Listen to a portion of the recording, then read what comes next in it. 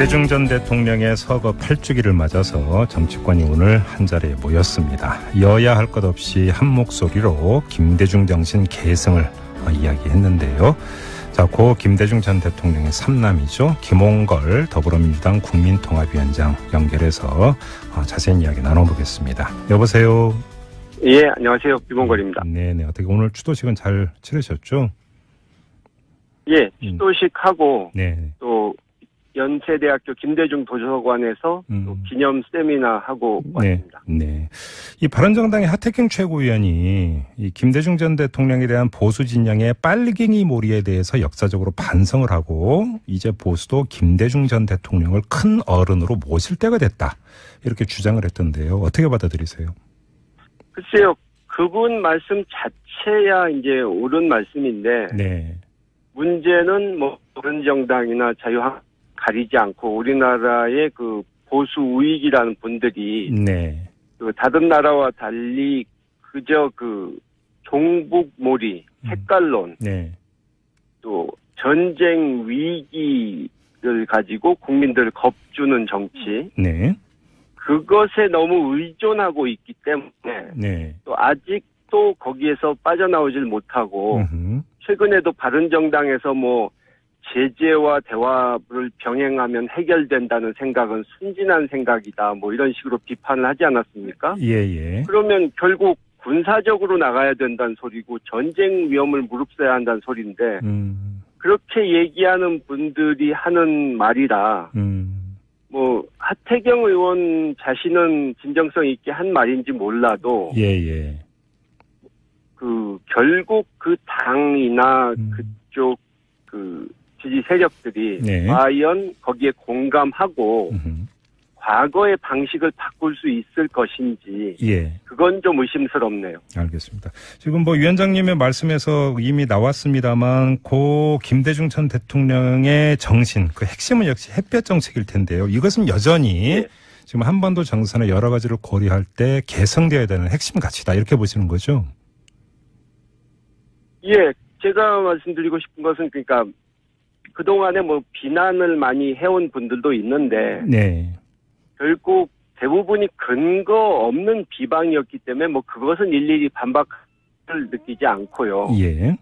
또 그런데 이제 우호적으로 말씀하시는 분들 중에도 이거는 과거에 남북 관계가 괜찮을 때나 써먹던 이 없을 때나 써먹던 방법이니까 해야 된다는 식으로 말할 분들이 있는데 이제 햇볕 정책이란 것은 명칭만 정책일 뿐 그것은 일시적으로 써먹고 버리는 정책이 아니고 이 우리의 운명은 우리가 주도적으로 결정해야 한다.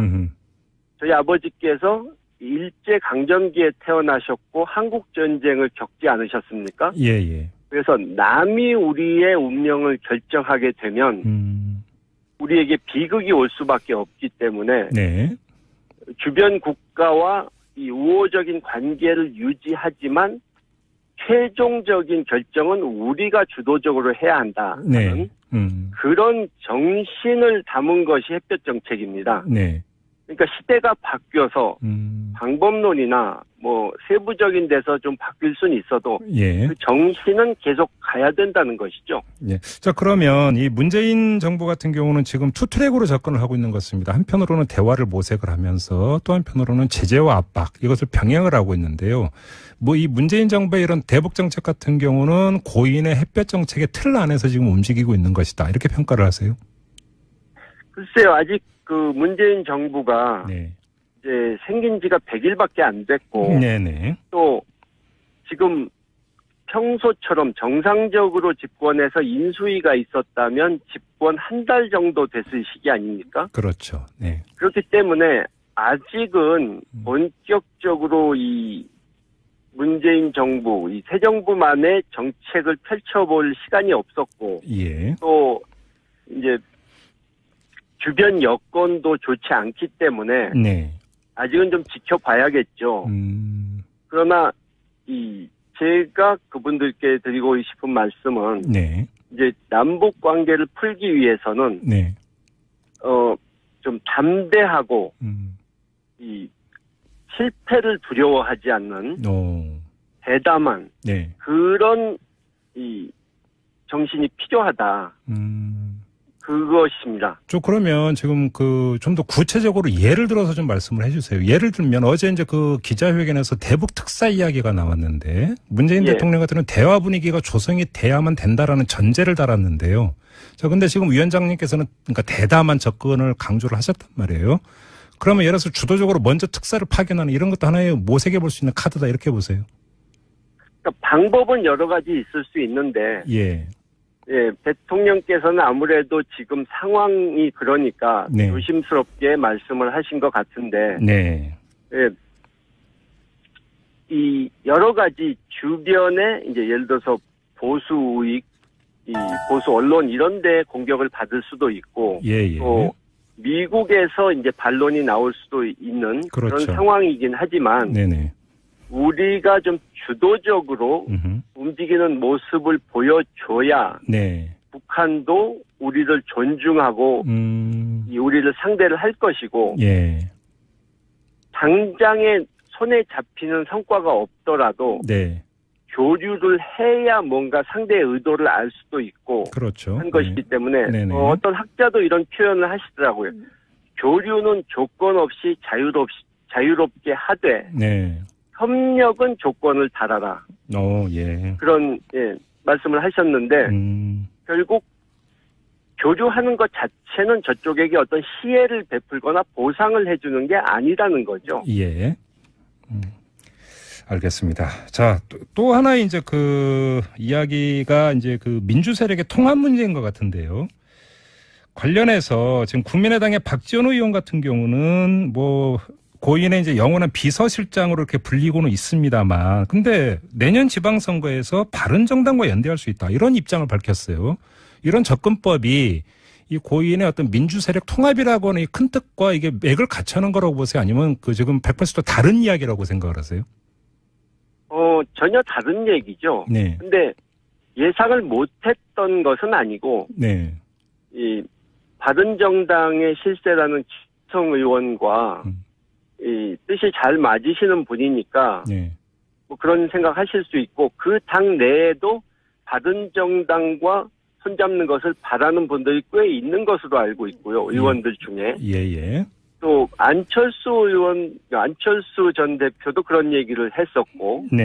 그렇기 때문에 이제 그 국민의당 분들은 지금 상황이 너무 안 좋으니까 어떻게든 살아남아야겠다. 그러니까 옳고 그름을 따지기 전에 일단 우리가 살아남아야겠다. 이것을 먼저 생각하실 수밖에 없는 입장이라 아마 현실적으로 바른정당과 어떻게든 손을 잡는 것이 유일한 방법이다. 이렇게 보시는 것 같습니다. 그쪽으로 흘러갈 거다 이렇게 전망을 하시네요, 위원장님은. 여러 가지 어려움이 많겠죠. 물론 지금 당권 주자로 나온 정동영, 천정배 이런 분들도 반대하실 것이고. 그러니까 의원 중에 정확히는 모르지만 한 절반 정도는 또 곤란하다. 호남표를 다 잃는다. 또 우리는 그쪽하고는 손잡을 수 없다. 이렇게 말하실 분도 있고. 그러니까 행동 통일이 되기는 어렵다고 봅니다. 자, 그러면 이 통합이라고 하는 대전제에서 입각해서 본다면 이 더불어민주당과 국민의당이 어떻게 해야 된다고 생각하세요? 위원장님은. 글쎄요. 저희 당 입장이 아닌 국민의당 입장은 제가 함부로 말씀을 드릴 수가 없는데. 저희 민주당은 물론 원내에서 지금 과반수를 갖고 있지 못하기 때문에 그쪽과 협조하려는 생각은 갖고 있지만 당 내에 이제 많은 분들 그리고 당 지지자들이 합당하는 것에는 반대다. 이런 의견을 가지신 분들이 많습니다. 그리고 또 그분들의 없고요.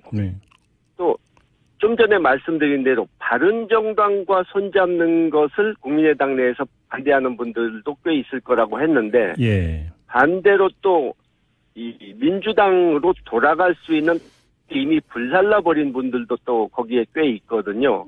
그래요? 그렇기 때문에 어느 쪽으로 결정을 하든 일사불란하게 행동통일되기는 어렵다고 보는 거죠. 예. 조금 전에 박지원 의원의 그 입장에 대해서 고 김대중 전 대통령의 통합 어떤 그 유지하고는 상당히 다르다고 이렇게 평가를 하셨는데 근데 그러면 박지원 의원 같은 경우는 이미 뭐라고 할까요? 이 김대중 노선이라고 할까요? 김대중 전 대통령의 유지라고 할까요? 여기서 완전 일탈을 했다. 이탈을 해버렸다. 이렇게 평가를 하시는 거예요?